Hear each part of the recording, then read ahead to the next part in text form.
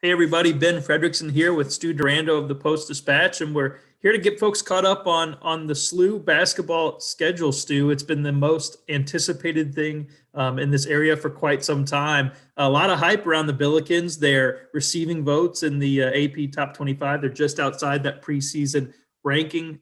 They're getting praised on Twitter by college basketball writers for being the most loaded non-Power 5 team in the country, but we still didn't know when their non-conference games were going to be played. Now we have a sense of that. It's been crazy. You've been tracking it. What's the latest?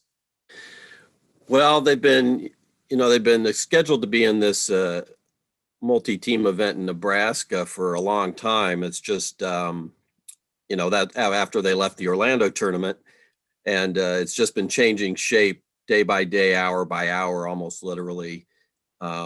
SLU is really hanging their hat on playing Northern Iowa and LSU up in Lincoln. And then Northern Iowa announced yesterday morning it was leaving and going to the tournament in South Dakota. Those kinds of things have been happening all over the country, and this one bit SLU. So I think they were a little taken aback. They were working for, I know, around the clock for a couple of days trying to figure out what's going on.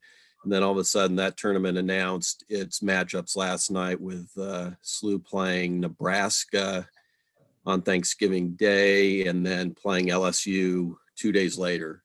And so just 2 games instead of 3 at Lincoln to start the season if it works out that way. SLU wasn't ready to confirm or announce anything last night. There might still be some talks behind the scenes, maybe to tweak some things. But as of right now, that's what it looks like to start the season. Thanksgiving afternoon tip-off for a highly anticipated Billikens season.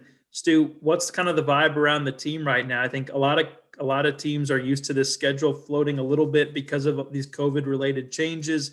To SLU's credit, they've been able to dodge, the COVID hurdles so far. They've been able to overcome them. What's their feeling about how this season's going to play out with all of these challenges in place? Yeah, no, Travis, just like any coach, he's keeping them pretty insulated.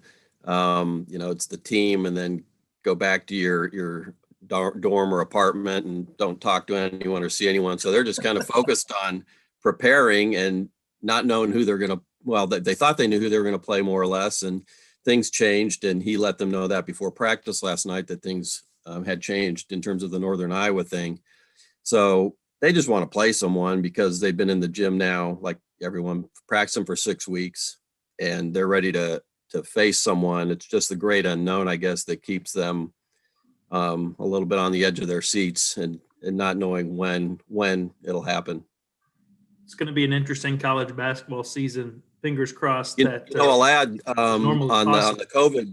Mm-hmm. I was going to add on the COVID front. The women's team had a case, so they had to go into quarantine, which they come out of early next week and hope to actually play a game a day later after not practicing for 2 weeks. But I know that probably got the coaches of all the other sports, including Travis and his staff, a little more uptight, knowing that there were cases floating around the halls of Chaffetz Arena.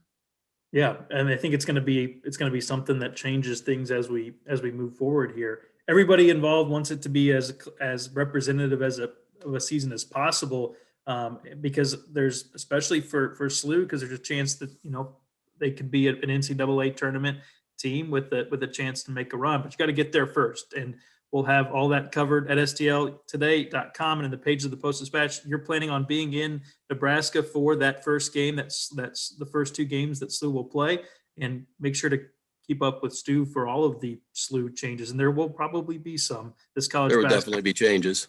Yeah, Stu, keep up the great work. We'll catch up with you soon. Thanks, Ben.